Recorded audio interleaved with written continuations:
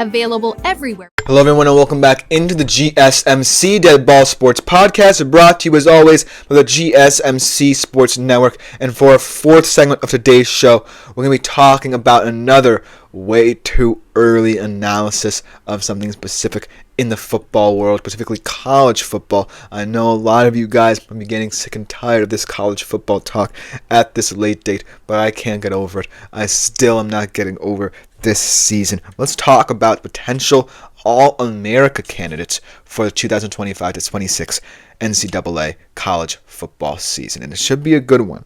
There's going to be a lot of questions about who the best players on the offensive side of football are, whether some of these younger underclassmen continue their ascension to the best of the positions. And then the QB position, that's what I feel like is going to be the most conversation, the most discussion concerning where this All-America list could pan out in the college football season, because there's a lot of returning talent, a lot of young talent haven't gotten their chance yet. Hint, hint, Arch Manning. But ultimately, I really like the tenor of this All-America offense that I have here to present to you guys. Without further ado, let's jump right into it, starting off at the QB position. Like I said, this is the position with the most conversation and discussion surrounding it, because really anyone could arise and potentially be the QB for this All-America team next year. Whether it be, guys like Arch Manning, Julian Sayin, Devin Brown, Dante Moore, guys who are getting their first years of college experience under their belt, or guys like Carson Beck, Garrett Nussmeier returning. But the one guy who I really think a lot of people are underestimating, perhaps the most experienced college football quarterback right now, perhaps outside of, say, Drew Aller, is Cade Klubnik. This is the guy who a couple years ago was replacing the chaos of DJ Uiagalelei and didn't necessarily live up to the hype. But the second year in this system really got to see him develop and mature. The second year under coordinator Garrett Riley, he had a total of 43 touchdowns, 36 passing, 7 rushing, and only one of 2 FBS QBs to throw for 3,600 yards and rush for 400 as well. And the beauty of a guy like Cade Klubnik, even though he plays for a school that's more old school than any team in college football, the Clemson Tigers, is that there's a lot of continuity. And I know a lot of people aren't necessarily investing that highly in this Clemson Tigers team, but Cade Klubnik, like I said, brings 3 years now starting experience. Bryant Westco and TJ Moore aren't going anywhere. Antonio Williams either. This might be his last year, but that's the core receiving group you had last year, now being taken into next year. This is now your third year under coordinator Garrett Riley. And because of that continuity, you can't necessarily doubt that Cade Klubnik won't have another excellent year. So that's why I think a lot of people, even with all the hype around first-year guys coming in, other guys continuing their college careers, Cade Klubnik kind of fall to the wayside in your mind, but still is perhaps the best returning college football quarterback, and the reason why he's QB1 in this All-America offense. The second team guy, though, is Arch Manning, and we'll have to see what his offensive line looks like and how his mobility impacts that aspect of their game. But I do think that he could be a sneaky option, but it's Cade Klubnik right now who's the QB1. Let's go through the running back positions. Jeremiah Love, man. I really love this guy, no pun intended. He returns along with Darian Price in the backfield, and no matter who the new Notre Dame quarterback is, whether it be Steve Angeli, who has 4 years of backup experience, or freshman phenom CJ Carr, they're going to love having these two guys in the backfield, but specifically Love, very tough, physical style of football, 19 total touchdowns last year, really huge in the postseason. 2 of the most dominant rushing touchdowns, very different rushing touchdowns. The first touchdown of the 12-team college football playoff era, that 98-yard run against Indiana at Beaver Stadium, then that 2-yard touchdown filled with aggression, passion against Penn State, yes, because we're going to talk about the Penn State running back in a little bit, so I'm trying not to get too confused. But that 2-yard run showing the aggression, passion and physicality necessary for this Notre Dame backfield to be what it was last year. And now that he's returning, he definitely has RB1 status in this All-America team written all over him.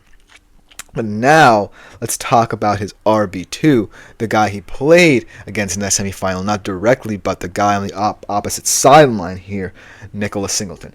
And I really love that both of these guys are returning to them.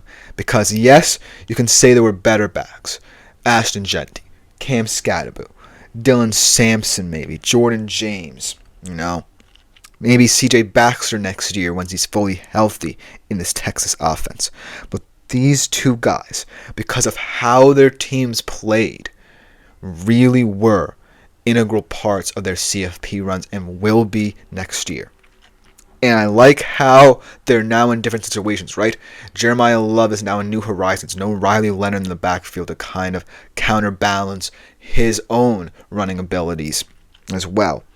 Now trying to get integrated into a new style of offense with either Angeli or Carr. And then Singleton still has Allen with him in the backfield as well.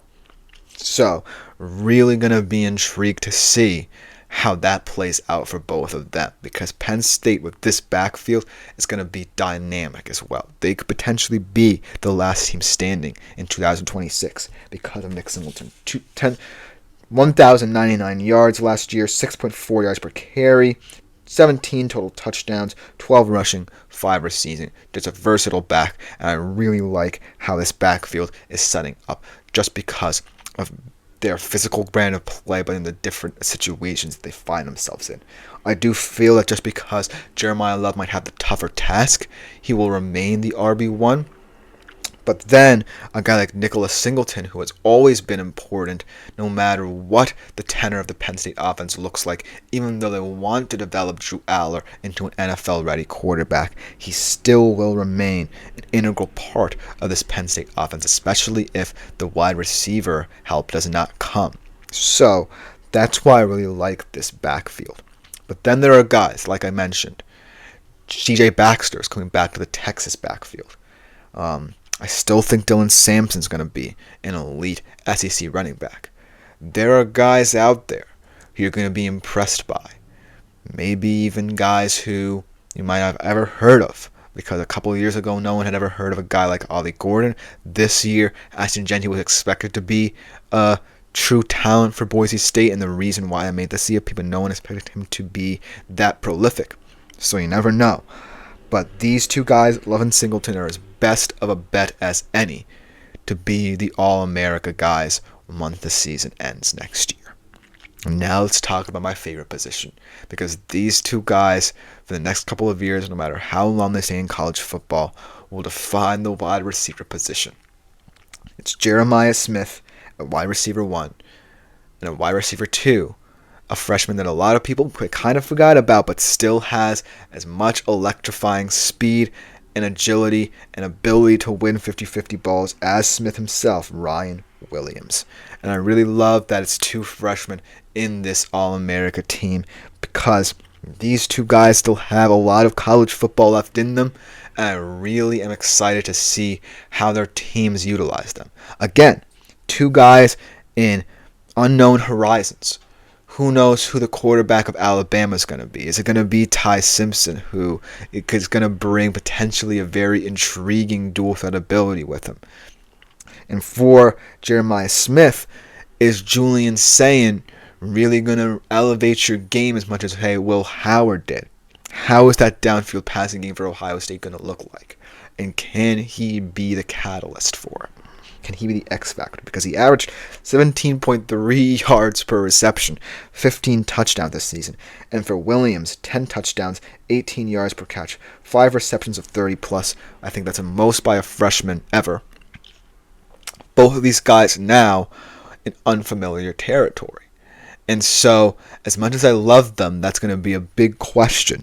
How both of them get impacted in terms of who their quarterback is. I think that Sayin has a better profile than whoever Alabama puts out there on the field, but we can't be sure, and Sayin's going to get a big test at home when Texas rolls into town looking for revenge. So if you don't immediately establish that pass game for both of these guys, chances are other receivers around the different conferences are going to step up and make themselves known. But these two guys, because of how young they are, because of how much more college football experience they have left in them, are still the best bets, in my opinion, for this All-America team until proven otherwise. Then the tight end position gets a little bit more complicated, and this guy, I really don't know how to feel about him because he's transferring to Ohio State from perhaps one of the worst college football teams of all time, last year's Purdue Boilermakers. But I do think that there really aren't that many high-profile tight ends to really depend upon in terms of predicting how they're going to perform over a season that's several months away. So Max Clare, for right now, because of the platform he enters, because of the team he enters, could be seen as the safest bet. He's still at 51 catches for 685 yards, 4 touchdowns at that piss-poor Purdue team. He had 33 catches, 4 first downs, so maybe because of how bad of a situation he was in last year moving to Ohio State, that production could be seen to go up, and especially if Julian Sayin wants more targets to rely upon outside of Smith and Tate perhaps, then Max Clare could be seen as a savvy option as well that really challenges opposing offenses. But right now, in my mind's eye, I can't necessarily say that anyone can challenge a guy like Max Clare just because of the landscape of tight ends in college football. We're losing a lot of talent at once. Tyler Warren, the prime example. So I can't really say that this position will be as defined as it feels right now, but Max Clare, because of Ohio State's power and hold over the Big Ten and the college football world right now, I can't see a better option in sight. But overall, I'm really excited for the 2025-6 college football season, and I know that a lot of people don't want to talk about college football right now, but I just had to present this to you, get you guys thinking about some of the best players next year. But coming next, we transition across the pond, talking about the January transfer window, who won and who lost, and which clubs and players look better or worse off from it. Right back after this short break to talk about it.